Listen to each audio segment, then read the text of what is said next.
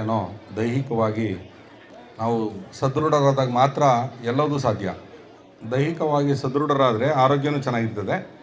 ಆರೋಗ್ಯ ಚೆನ್ನಾಗಿದ್ದರೆ ನಾವು ಓದಿನಲ್ಲಿ ಏಕಾಗ್ರತೆಯನ್ನು ಸಾಧಿಸಿ ಓದನ್ನು ನಾವು ಯಶಸ್ವಿಗೊಳಿಸ್ಬೋದು. ಹಾಗಾಗಿ ದೈಹಿಕ ಕ್ರೀಡೆ ಎಲ್ಲ ಶಾಲೆಗಳಿಗೂ ಮುಖ್ಯ.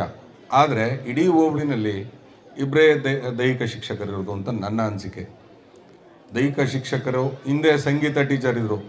ಸಂಗೀತ ಟೀಚರ್ ಬೇಡ, ಅಟ್ಲೀಸ್ಟ್ ದೈಹಿಕ ಶಿಕ್ಷಕರನ್ನ ಎಲ್ಲ ಶಾಲೆಗಳಲ್ಲೂ ನೇಮಿಸೋಂಥ ಕೆಲಸ ಆಗಬೇಕು.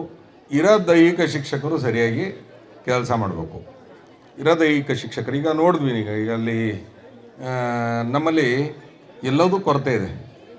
ಈ ಮಕ್ಕಳು ಮುಂದೆ ಹೇಳೋದಲ್ಲ ಆ ವಿಚಾರಗಳನ್ನ. ನಾವು ಹೆಂಗಿರ್ತೀವಿ ಮಕ್ಳು ಹಂಗಿರ್ತಾರೆ. ನಮಗೆ SL ಚಂದ್ರಶೇಖರ್ ಅಂತ ಬರೋರು, ಶಿಸ್ತಾಗಿ ಇನ್ಶರ್ಟ್ ಮಾಡಿಕೊಂಡು ನೀಟಾಗಿ ಬಟ್ಟೆ ಹಾಕ್ಕೊಂಡು, ಇಲ್ಲಿರೋರಿಗೆಲ್ಲ ಗೊತ್ತದೆ. ಅವ್ರನ್ನ ನಾವು ಇವತ್ತು ನಾನು ಅವ್ರನ್ನ ಪಾಲಿಸ್ತೀನಿ. ನಮ್ಮ ಹತ್ರನೂ ಟೀ ಶರ್ಟ್ ಅವೆ, ನಾವು ಹಾಕ್ಕೊಂಬರ್ಬೋದು ಹೇಳಿ.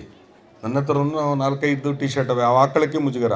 ನೀವು ಮಕ್ಕಳು ಮುಂದೆ PE ಟೀಚರ್ಸು, ಬೇರೆ ಟೀಚರ್ಸ್ ಅಲ್ಲ, PE ಟೀಚರ್ಸು ನೀವು ಯಾವ ಥರ ಬಂದಿದ್ದೀರಾ ನೀವೇ ನೋಡ್ಕೋಬೇಕು ದಯವಿಟ್ಟು. ನಿಮ್ಮನ್ನು ಮಕ್ಕಳು ಅನುಸರಿಸ್ತಾರೆ. ನಾವು ಪ್ರತಿ ಸಾರಿನೂ ಇವನ್ನೆಲ್ಲ ಹೇಳ್ಕೊತ ಕೂತ್ಕೊಳ್ಳೋಕ್ಕಾಗಲ್ಲ. ಆಟ ಆಡಿಸ್ತೀರಿ ಬೇಡ, ನೀವು ಅಟ್ಲೀಸ್ಟು ನೀವು ಮಕ್ಕಳು ಮುಂದೆ ಸಾರ್ವಜನಿಕವಾಗಿ ನೀವು ಕಾಣಿಸ್ಕೊಳ್ಳೋದು ಮುಖ್ಯ ಆಯ್ತದೆ. ದಯವಿಟ್ಟು ಇದನ್ನು ಅನ್ಯತಾ ಭಾವಿಸಬಾರ್ದು. ಎಲ್ಲರಿಗೂ ಅನ್ವಯ ಆಗಲ್ಲ ಇದು. ಯಾಕೆಂದರೆ ಇರೋರು ಇದ್ದಾರೆ, ಇಲ್ಲರೇ ಇರೋರು ನಾವೇನು ಮಾಡಿದ್ರೂ ನಡೀತದೆ ಅನ್ನೋ ಭಾವನೆ ಬೇಡ.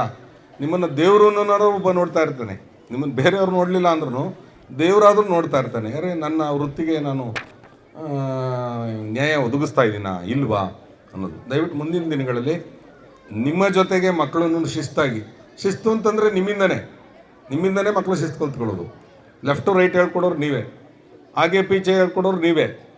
ದಯವಿಟ್ಟು ಮುಂದಿನ ದಿನಗಳಲ್ಲಿ ಇದನ್ನು ಸರಿಪಡಿಸ್ಕೊಳ್ತೀರ ಅಂತ ಹೇಳ್ತಾ, ನಮ್ಮ ಮಕ್ಕಳು ಮುಂದಿನ ದಿನಗಳಲ್ಲಿ ಏನು ಈ ಕೋರ್ಟಲ್ಲಿ ಇದ್ದಿದ್ದರಿಂದ ಜೂನ್ ತಿಂಗಳಲ್ಲಿ ನಡಿಬೇಕಾದಂಥ ಈ ಸ್ಪೋರ್ಟ್ಸ್ ಇವತ್ತು ನಡೀತಾ ಮಾಡ್ತಾಯಿದ್ದಾರೆ.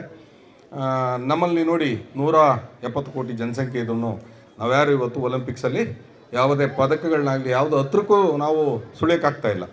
ಹಾಗಾಗಿ ಹೇಳ್ತಾರೆ ಕ್ರೀಡೆಯಲ್ಲಿ ನಾವು ಭಾಳ ಅವಕಾಶ ಕೊಟ್ಬಿಡ್ತಾ ಇದ್ದೀವಿ, ಭಾಳ ಮಾಡ್ತೀವಿ. ಯುವಜನ ಸೇವಾ ಕ್ರೀಡಾ ಇಲಾಖೆನೇ ಇದೆ, ಜಿಲ್ಲೆಗೂ ಒಂದೊಂದು ಅಧಿಕಾರಿ ಇದ್ದಾರೆ, ಯಾರೂ ಸರಿಯಾಗಿ ಕೆಲಸ ಮಾಡ್ತಾ ಇಲ್ಲ. ಹಾಗಾಗಿ ಮುಂದಿನ ದಿನಗಳಲ್ಲಿ ತಾವೆಲ್ಲ ಯುವಕರು, ನಮ್ಮಲ್ಲಿ ಭಾರತದಲ್ಲಿ ವೃದ್ಧರು ಎಷ್ಟಿದ್ದಾರೋ ಯುವಕರು ಅಷ್ಟೇ ಇದ್ದಾರೆ. ಹಾಗಾಗಿ ಯುವ ಶಕ್ತಿ ನಮ್ಮ ಭಾರತದಲ್ಲೇ ಜಾಸ್ತಿ ಇರೋದು. ಮುಂದಿನ ದಿನಗಳಲ್ಲಿ ಅದನ್ನು ಸರಿಯಾದ ರೀತಿಯಲ್ಲಿ ಅದನ್ನು ಏನು ಜಂಜಿ ಅಂತ ಹೇಳ್ತಾರೆ ಇವಾಗೆಲ್ಲ ನೋಡಿದ್ರಲ್ಲ, ಈಗ ಜಿರ್ಲೆ ಪಾರ್ಟಿ ಎಲ್ಲ. ಹಾಗಾಗಿ ಯುವಕರು ನೀವೇ ಶಕ್ತಿ, ಇವಾಗ ಈ ದೇಶಕ್ಕೆ ಶಕ್ತಿ ನೀವೇ. ಮುಂದಿನ ದಿನಗಳಲ್ಲಿ ತಾವೆಲ್ಲ ಸದೃಢ ಆರೋಗ್ಯನ ಪಡಿತೀರ ಅಂತ ಹೇಳ್ತಾ ಈ ಕಾರ್ಯಕ್ರಮಕ್ಕೆ ಕರೆಸಿ ನಾನು 2 ಮಾತಾಡೋಕ್ಕೆ ಅವಕಾಶ ಕೊಟ್ಟ ತಮ್ಮೆಲ್ಲರಿಗೂ ಹೊಂದಿಸಿ ನನ್ನ ಮಾತು ಮುಗಿಸ್ತೀನಿ. ಇರ್ತಕ್ಕಂಥ BS ಕುಮಾರ್ ಸರ್ ಅವರು ಹಾಗೂ ಎಲ್ಲ ಗಣ್ಯಮಾನ್ಯರು ಮತ್ತು ದೈಹಿಕ ಶಿಕ್ಷಕರು, ಮಾಧ್ಯಮ ಮಿತ್ರರು ಮತ್ತು ಕ್ರೀಡಾಪಟುಗಳಿಗೂ ವಂದಿಸಿ ನಾನು 3 ಅಂಶವನ್ನು ಹೇಳ್ತೀನಿ. ಯಾಕೆಂತಂದರೆ ಸಮಯ ಇಲ್ಲ, ಮಳೆ ಬೇರೆ ಬರೋ ಸಾಧ್ಯತೆಗಳಿದ್ದಾವೆ. ಜೊತೆಗೆ ಅಧ್ಯಕ್ಷ ಭಾಷಣ ಕೂಡ BS ಕುಮಾರ್ ಸರ್ ಈಗ ಮುಂದೆ ಮಾಡಲಿದ್ದಾರೆ. ಹೀಗಾಗಿ ಒಂದು 4 ಅಂಶ ಹೇಳಿ ನನ್ನ ಮಾತನ್ನು 3 ನಿಮಿಷದಲ್ಲಿ ಮುಗಿಸ್ತೀನಿ. ಮೊದಲನೇದು, ಕ್ರೀಡಾಕೂಟಗಳು ನಮ್ಮ ತಾಲೂಕಿನಲ್ಲಿ ಮತ್ತಷ್ಟು ವೈಭವಯುತವಾಗಿ ನಡಿಬೇಕು ಅನ್ನತಕ್ಕಂಥದ್ದು ನಮ್ಮ ಅಪೇಕ್ಷೆ.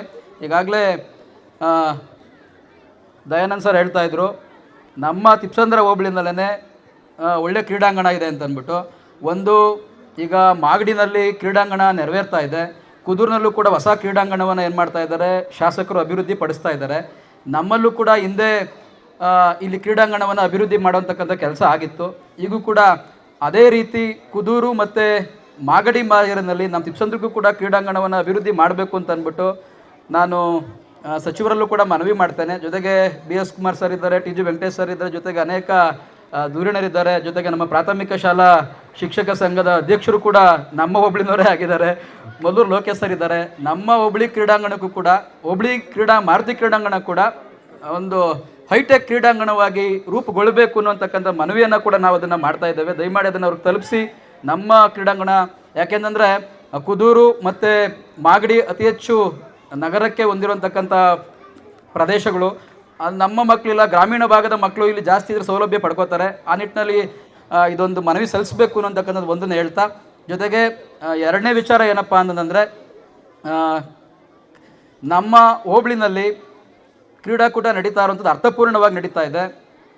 ಏನು ಕ್ರೀಡಾ ಜ್ಯೋತಿ ಸ್ವೀಕಾರ ಆಗಿರ್ಬೋದು, ಧ್ವಜವಂದನೆ ಆಗಿರ್ಬೋದು, ಇವೆಲ್ಲ ಆಯಾಮಗಳು ಏನಿದ್ದಾವೆ ಅವು ಒಂದು ನಿಮಗೆ ವಿದ್ಯಾರ್ಥಿಗಳಿಗೆ ಒಂದು ಸ್ಫೂರ್ತಿಯ ಸಂಕೇತವಾಗಿ ಏನಾಗ್ತದೆ, ಅದು ನಿಮಗೆ ಗೋಚರ ಆಗ್ತದೆ. ಅದಕ್ಕೋಸ್ಕರ ಇಂಥ ಪದ್ಧತಿಗಳು ದಯಮಾಡಿ ಎಲ್ಲ ಕ್ರೀಡಾಕೂಟದಲ್ಲೂ ಕೂಡ ಇದನ್ನು ಆಯೋಜನೆ ಮಾಡಬೇಕು ಮೇಡಮ್ ಅನ್ನುವಂಥಕ್ಕಂಥದ್ದನ್ನು ಕೂಡ ಮನವಿ ಮಾಡ್ತಾ, ಜೊತೆಗೆ ಹಿಂದೆ ಸ್ಪೋರ್ಟ್ಸ್ ಮಾಡಬೇಕಾದ್ರೆ ಪಥಸಂಚಲನ ಕೂಡ ಮಾಡ್ತಾಯಿದ್ರು ಸರ್. ಅವಾಗ ತಂಡದ ನಾಯಕ ಅಂತ ಬರೋರು ಅವಾಗ ಬ್ಯಾನ್ಸೆಟ್ ಮುಖಾಂತರ ಹೋಗಿ ಸಾಕಷ್ಟು ಆಯಾಮಗಳೆಲ್ಲ ಒಂದು ಕಡೆ ಈ ಜಾಗತಿಕ ಯುಗದಲ್ಲಿ ಅವೆಲ್ಲ ಒಂದೊಂದೇ ಕಳಚೋಗ್ತಾ ಇದ್ದಾವೆ. ಅವನ್ನೆಲ್ಲ ದಯಮಾಡಿ ನೀವು ನಿಮ್ಮ ಕ್ರೀಡಾ ನಿಯಮಗಳಲ್ಲಿ ಜೋಡಿಸ್ಕೊಳ್ತಾ ಮತ್ತೆ ಅವಕ್ಕೆ ಮರುಜೀವ ಕೊಡುವಂತಕ್ಕಂಥ ಕೆಲಸವನ್ನು ಮಾಡಬೇಕು ಅನ್ನೋ ಮನವಿಯನ್ನು ಮಾಡ್ತಾ, ಮೂರನೇ ವಿಚಾರ,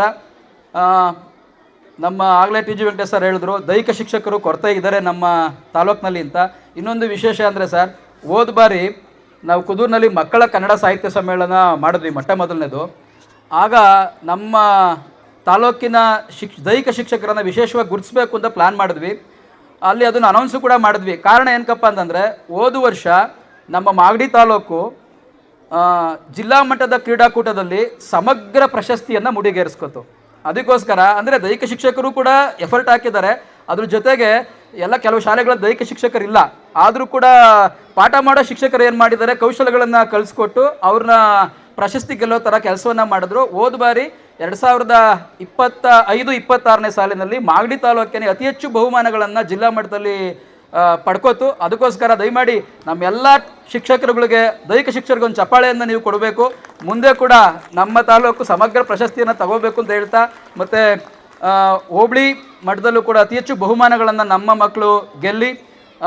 ಇನ್ನೊಂದು ವಿಶೇಷ ಏನಪ್ಪ ಅಂತಂದರೆ, ಈ ಕ್ರೀಡಾಂಗಣದಲ್ಲಿ ಹಿಂದೆ ರಾಜ್ಯ ಮಟ್ಟದ ಕ್ರೀಡಾಕೂಟವನ್ನು ಕೂಡ ಆಯೋಜನೆ ಮಾಡಿರುವಂತಕ್ಕಂಥ ಖ್ಯಾತಿ ಈ ಒಂದು ಕ್ರೀಡಾಂಗಣಕ್ಕಿದೆ.